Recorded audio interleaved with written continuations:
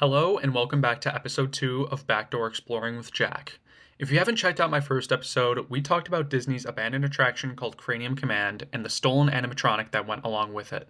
If you haven't checked it out, I strongly encourage you to go watch it because it is quite the interesting story. Now, in this episode, we are going to be talking about a once abandoned theme park located in Grand Island, New York, known as Fantasy Island. If you don't know what Fantasy Island was or where Grand Island is, then get prepared because this story is filled with lots of history and some compelling information. So without further ado, let's get started. Fantasy Island first opened its doors on July 1st of 1961. When it first opened, it was not a big park at all. Fantasy Island only occupied 12 acres of land with 5 differently themed areas. Those areas were Action Town, Animal Kingdom, Garden of Fables, Indian Village, and Western Town.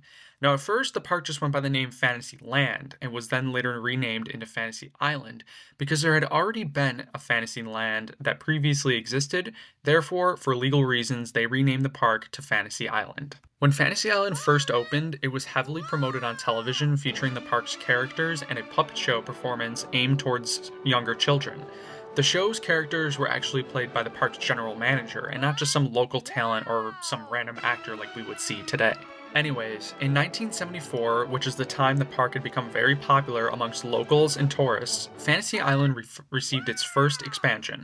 This expansion added 72 acres to the park, making it now an 84-acre park, which is equivalent to about 63 football fields. So yeah, it was now a pretty big park. Although, sadly, in 1979, due to the oil crisis and rising costs of gasoline, the park unfortunately lost about 62% of its profits, forcing the owners to list it for sale the same year. A few years later, in 1982, the economic decline forced Fantasy Island to file for bankruptcy and close its doors, and for the first time, but not the last time because of these declining profits. Now let's fast forward to 1999 when the Silver Comet roller coaster was first introduced. And at this point, the park had already been opened back up and the profits were back up to where they needed them to be. So the Silver Comet was an 82-foot hybrid roller coaster and was the park's biggest attraction. This roller coaster drew the attention of many people, including myself, as I used to visit the park a lot when I was a small child, as the park was mainly appointed to younger children. In fact, the Silver Comet was probably the biggest roller coaster, well, the first biggest roller coaster that I've ever been on. In regards to that, this was the cherry on top for the theme park, or in other words, the eye candy.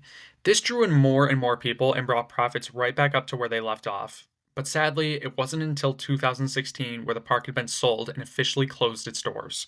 The park then sat and was left unoccupied for years, and it wasn't until 2018 where there had been reports of the park, quote, not looking so good, or in other words, abandoned.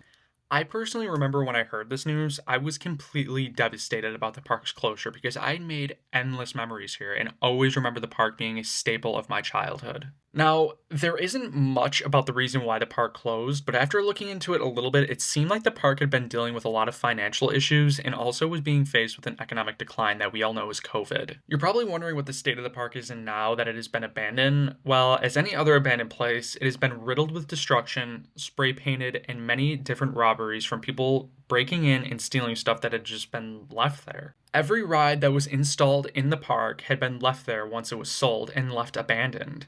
A few popular urban explorers have visited the park, and one of my favorite urban explorers, known by the name of Exploring with Josh, took a visit here and made a really amazing video exploring what this park once was. So if you haven't seen his video on Fantasy Island, I strongly encourage you to go check it out. Anyways, over time, the owners of the park started selling the rides and equipment that were left there because they still held some sort of value. Although the Silver Comet remained, and there are many videos about people climbing it and vandalizing it. Although the park closed, was vandalized, and basically went through hell and back, there is a light at the end of the tunnel for Fantasy Island. The park eventually reopened in 2021 strictly as a water park. As some years went by, the Silver Comet was then refurbished and was later opened to the public, as did many other attractions in the park. The park now features many attractions such as bumper cars, carousels, a giant Ferris wheel, live shows, and many unique water slides. Although I haven't been out to Grand Island in a long time to review the park's status, I'm sure the park is as vibrant and bright as it was in 1961 when it first opened.